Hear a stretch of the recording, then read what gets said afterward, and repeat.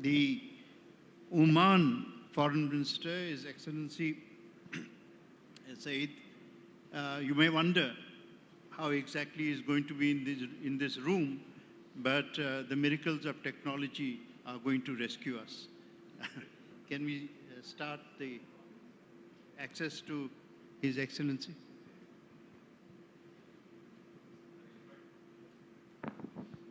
Please, sir. He is in London at the moment, and Thank he you has very been. much. I'm here. Can you hear me? Yes, please. We would, if you could begin your opening remarks, just for your information. He is in London at this moment. He had some work after the coronation visit, but he's very kind and to join us from London directly via Zoom or whatever it is. Sir. Thank you. Thank you. I'm delighted to be able to join. I really wish to express my gratitude for the invitation to speak alongside such distinguished colleagues representing the Indian Ocean and beyond. And really, I must apologize. Please accept my apologies. I was hoping to participate in person, but due to other commitments, as you have alluded to, I have been unable to travel this time to Dhaka. Certainly, I'm looking forward to visiting Bangladesh in the near future.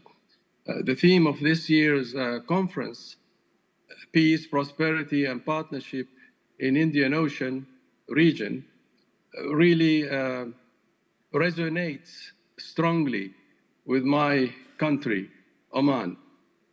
The Sultanate of Oman is quite fortunate to be situated along historic maritime routes. Trade and cultural exchange, therefore, form the basis of our country's history. As a seafaring nation, Omanis have always engaged with neighbors far and near, and this has enabled us to support peace and prosperity through partnership, and through engagement, and through dialogue. In all our endeavors, we foster harmonious relations and collaborative multilateral efforts to ensure a resilient future for our neighborhood, for our shared maritime domain. The Indian Ocean region holds immense strategic significance, serving as a vital link connecting the East with the West. Its waters not only facilitate global trade and commerce, but also, I believe, act as a gateway for cultural exchange and intercontinental cooperation. We embrace the concept of working collectively to preserve peace, enhance progress, and fortify stability in our region. It is Oman's view that peace can be best achieved by fostering an environment of mutual respect. We overcome differences through open communication and hence forge lasting partnerships. Through our long-standing policy of quiet diplomacy, we sustain stable and balanced relations with all our neighbors, and we do not risk sudden shift in the political environment of the kind that can undermine business confidence. This is Oman's mantra. Dialogue gives us the best chance to peace, and peace brings prosperity and stability, and this is in the interests of all. Now, in the realm of maritime security, a shared concern for all states of the Indian Ocean region, and knowledge to secure the seas alone. We rely very much on high-level collaboration. Partners must respect the rule of law and together ensure that transit routes remain peaceful, remain free, and secure for all. Oman is very much committed to such collaboration to enable trade and investments. This will drive growth and uplift the livelihoods of all the peoples of the Indian Ocean. Our vision in Oman 2040 development plans focuses on this and pays particular attention to port development. In our region, ports are forecast substantially to reduce transit times and costs and lead to a massive overall increase in the volume of trade. This will also benefit us all, no doubt. The Indian Ocean region, with all its economic and resource diversity, is brimming with immense potential. And this potential can be unlocked by fostering economic integration, promoting sustainable development, and facilitating innovation. And our ports support this. Through Oman's 3 major ports and free zones, Salalah, Sohar, and Duqm, we are leveraging our strategic location to boost regional trade and connectivity. But our ports cannot be successful without regional and international collaboration.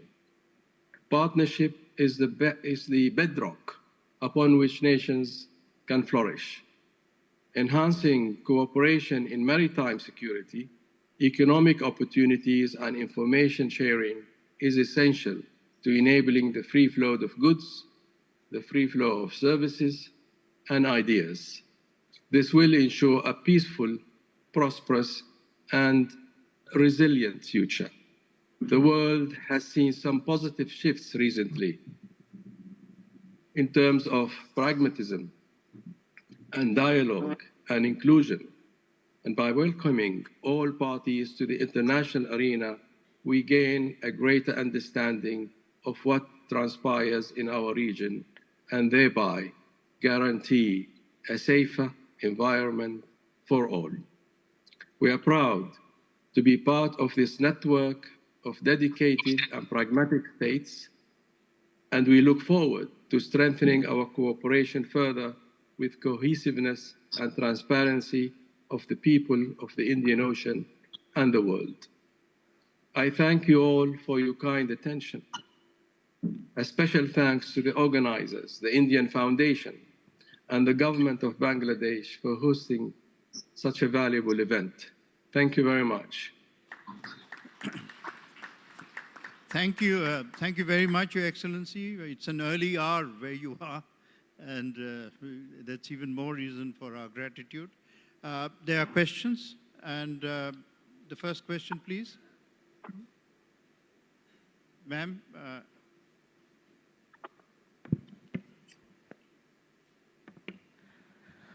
Good afternoon, everyone. My name is Shohini Bose, and I am from Observer Research Foundation, India. Your Excellency, you talked about that it is not possible for any single navy to guard the oceans alone, and partnerships are essential, especially so that transit routes remain usable and for all countries.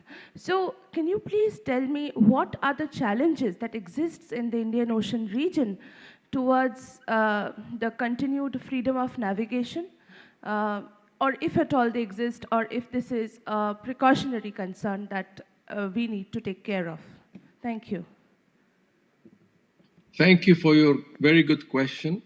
There will always be challenges. That is, it's life, and without challenges,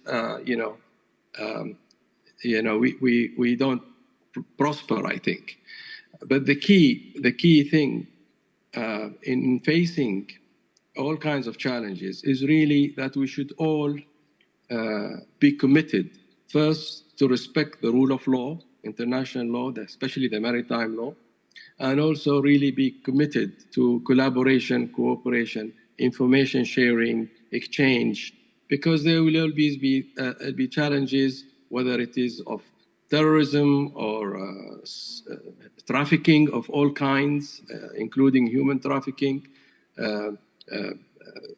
So I think by collaborating, cooperating, and exchanging information, making sure there's a free flow of ideas, of transportation, of security, we will always be able, I think, together to ensure that these routes, these trading routes, remain safe for trade and investments and the flow of ideas and people. Thank you. Second question, anyone? Ashok?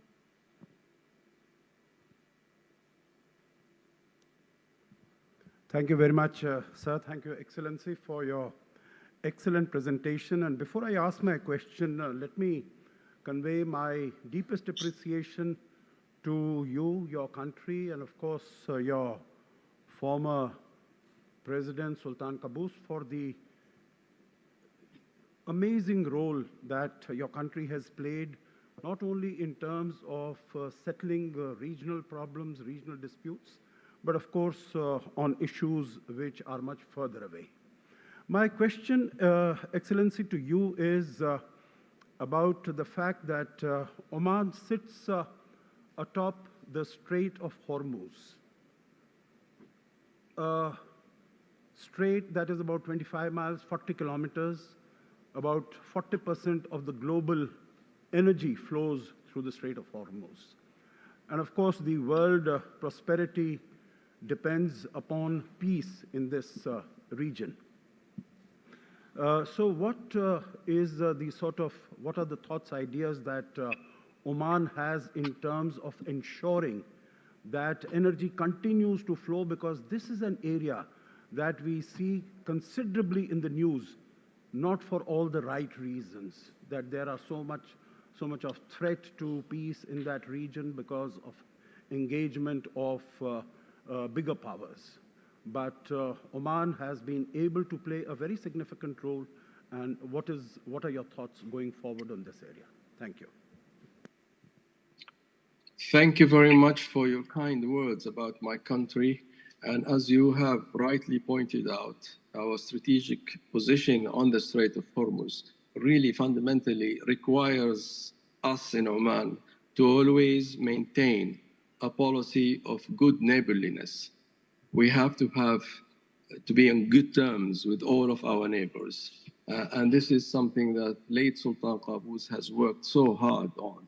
And we continue to follow that legacy of maintaining an excellent relationship that is based on mutual confidence and respect, and the respect also of the non-interference of the internal affairs of others. I think by really upholding these principles and the continuity of sharing these principles with all of our neighbors, that is the bedrock for maintaining security and the safe passage through the Strait of Hormuz. And this is why, for so many decades, we have always argued in favor of harmonious, good, balanced relationship between all the regional countries. And this is, as I have mentioned or alluded to in my remarks, the recent developments, the positive developments of relations in the region between the GCC itself, the Gulf countries, but also a relationship with Iran, a country which is enormously important and also strategically located on the Strait of Hormuz, are going to play a very, very important, I think, part in maintaining and ensuring the long-term security and stability of that Strait of Hormuz and the whole region as a whole. Thank you. One last question. I think the link has been lost, so. He's there? Okay. Sir. Excellency, there may be a bit of repetition. Oman has one of the oldest historical links with India, has had. There's long surpasses anything that has happened subsequently. After all, it was Oman which established the first house in Kerala. And it was a Keralan gentleman who first went to Oman with a tree that I believe still is there. Now, sir, the question I have in mind is part repetition, but part not repetition. In view of this very strategic, super strategic position that you have in that particular area, references have been made, I will not go into that. You must have more than one option, strategic option. If one fails, what's the second option? You know what I'm suggesting? Because without you and your being there, we are all going to starve into death in this part of the world. Thank you, sir. Thank you. Thank you. I mean, all these questions will require perhaps a lecture to try and understand some of the complexities that are involved in really managing that region so delicately and so diligently. I think confidence is a very important, pillar upon which we strive upon. And as I said, by maintaining a relationship of good neighborliness, and also by maintaining a relationship of reliance with multiple different states that have a real stake in the security of this region, we already have a portfolio of options. And so we are not really bound by one particular policy, but a multitude of relationships that really maintain the balance that we are seeking to maintain, and we have done so successfully over the last 50 years at least, by really aligning ourselves with so many multiple states of interest that have a vital interest. As the colleague, the question before, almost 40% of oil for the world flows through the Strait of Hormuz. So I think there are many suppliers and clients of that flow of trade, and businesses rely on the security and stability of that. And as a result, really have aligned themselves with our policy and our thinking in maintaining stability, freedom of passage, security for the region. So strategically, and now looking forward even in the future, by really deepening the economic interests, by getting into partnerships, by unlocking some of the trade and innovation and the power of the new generation that really seek future sustain, continue to rely on the same fundamental principles of good neighborliness, of mutual trust and respect, and also the respect of the rule of law. I think these are all fundamental principles to maintain a strategic balance and to maintain a portfolio of reliances and alliances that will protect the status quo. Thank you very much, Your Excellency. I think peace, prosperity, and partnership might be called the three pillars of Oman's foreign policy. So Indeed, indeed. Thank you. Thank you very much once again. Thank you. Thank you.